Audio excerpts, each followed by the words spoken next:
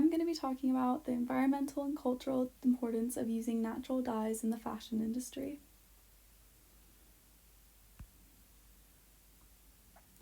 First, I want to discuss the problem of environmental destruction that is caused by the fashion industry. I will explore my research on natural versus synthetic dyes, sustainable projects, and my experience attending a plant dyeing textile workshop with a practitioner. Then I will discuss my case study, which is on Eliza Jane Carmichael's work, which is heavily influenced by nature and her culture. Lastly, I will present my conclusion to my research project.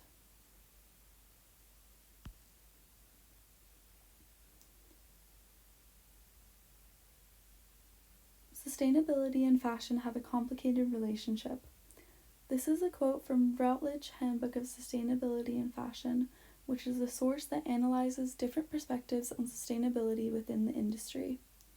Louise Saint-Pierre teaches sustainable and medical design. Her teaching stuck out to me because of her focus not on humans trying to control nature, but instead of changing our ways to work with nature.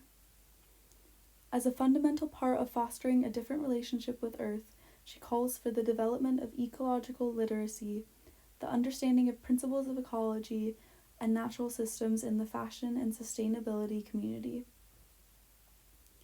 Ecology is the study of organisms and how they interact with the environment around them, which is critical to understanding how design can affect nature.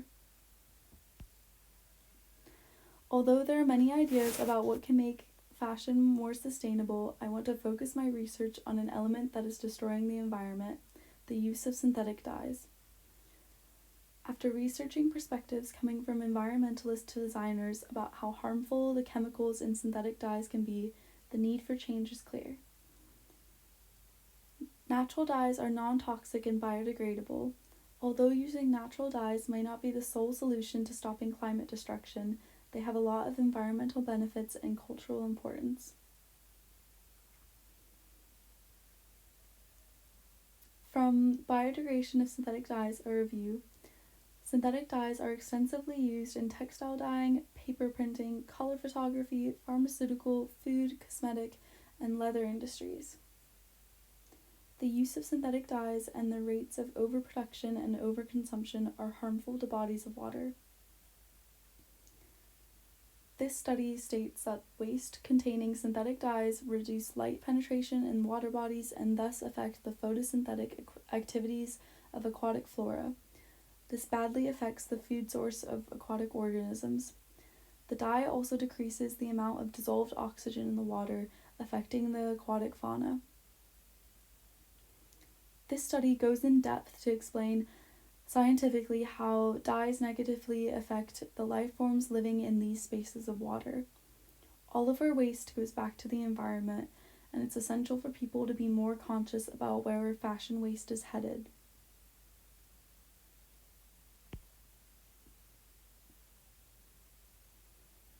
Overconsumption and excessive production of synthetically dyed clothing are large contributors to climate change. Greenpeace did a study where they found about 1,400 t-shirts are thrown away every minute in Hong Kong.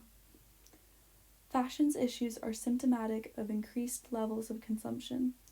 While the overconsumption of fashion clothing in the developed North has been problematic for many years, the levels of consumption are increasing everywhere.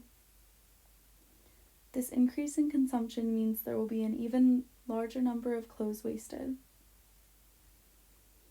Although waste from the fashion industry is greatly affecting climate change,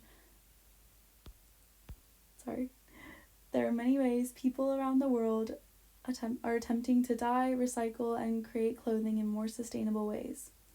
Natural dyeing methods go back thousands of years and contribute to the visual style of different cultures, as well as being better for the environment.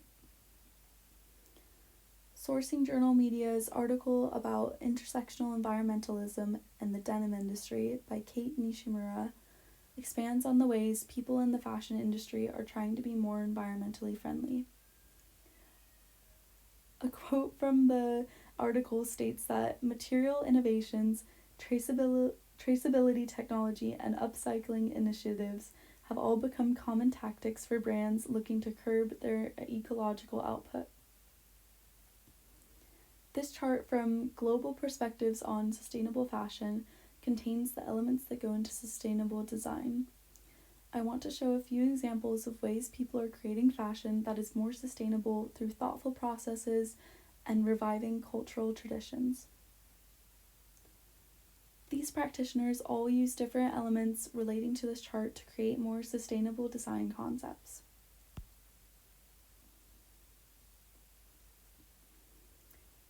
This is a Sao Paulo brand that uses hand dyeing methods and biodegradable materials to create their handmade pieces. The brand Elementum and the Redress Awards are two other examples of professionals creatively coming up with environmental solutions. Elementum is a sustainable fashion brand which is built on zero-waste concepts and using natural and low-impact materials. The Redress Design Award is a sustainable fashion design competition that is working to educate designers about theories in order to make the fashion system more sustainable.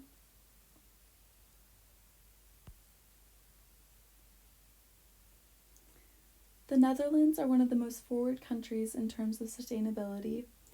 Numerous Dutch-based civil society organizations and consultancies have been active in helping companies and designers go green, while at the same time increasing consumer awareness about sustainability. Green deals are agreements that have been made between the Dutch government to move into a more sustainable economy. These are just a few examples of ways the Netherlands are moving forward with sustainability. Scraps is an exhibition from 2017 that includes artwork from 3 different designers. Each designer's practice involves innovative reuse of textiles, material, and resources, and they also preserve local traditions.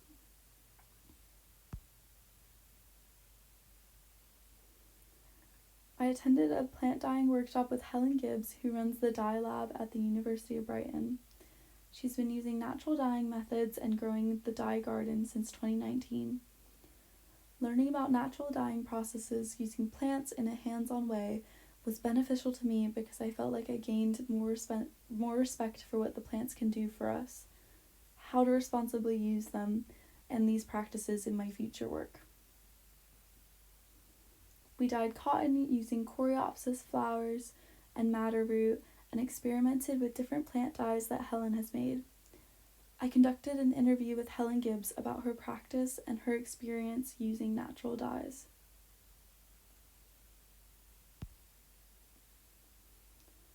The interview I had with Helen Gibbs informed a lot of my research for this project. Helen started making natural dyes after attending a course at Ditchling Museum and uses Jenny Dean's book Wild Color frequently in her practice to inform her about different plants and the colors that they can give her. One of the things we spoke a lot about was the difference in hues from natural dyes versus synthetic ones. Synthetic dyes bring much brighter and it's easier to know what colors you can achieve, while plant dyes are a lot softer.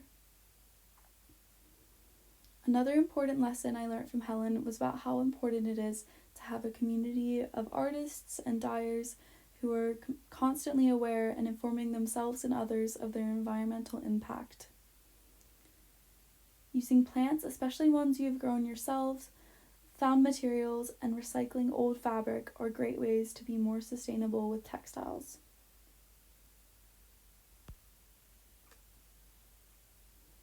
So, my case study is on Eliza Carmichael, who is a multidisciplinary artist who is working to revive and preserve cultural knowledge and practice within her work. Eliza is a descendant of a group of people who have also been known as the people of the land and sea. I wanted to write about Carmichael's work because of the strong cultural and environmental foundation of her work. She collects found shells, rope, and fibers to weave and create her pieces, using techniques that have been passed down to her family. Traditional Indigenous craft-based practices remain present in the work of many First Nation artists today. Many of these artistic traditions are over 65,000 years old, and all of them express deep knowledge of country and culture through materiality. Carmichael's textile and recycled works display the importance of reinterpreting cultural work in a modern way and using your surroundings.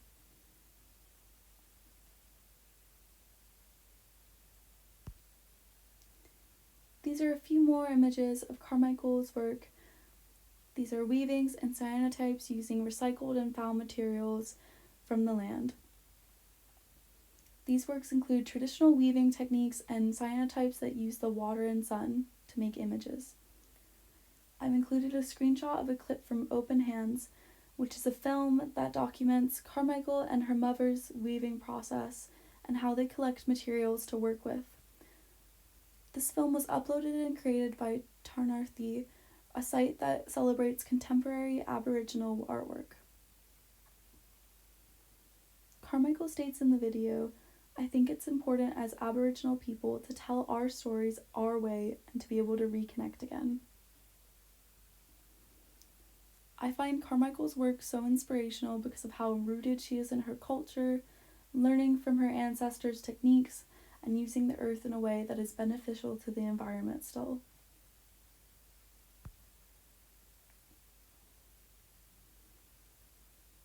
This research and this project has made me more hopeful about the future of sustainability in textile design and the fashion industry. Synthetic dyes, overconsumption, and excessive production all contribute to climate change. Exploring the importance of using natural materials and processes in the fashion industry has shown that working with the earth to create more sustainable design is possible.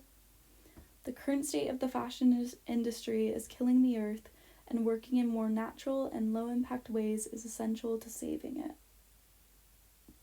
Thank you for listening.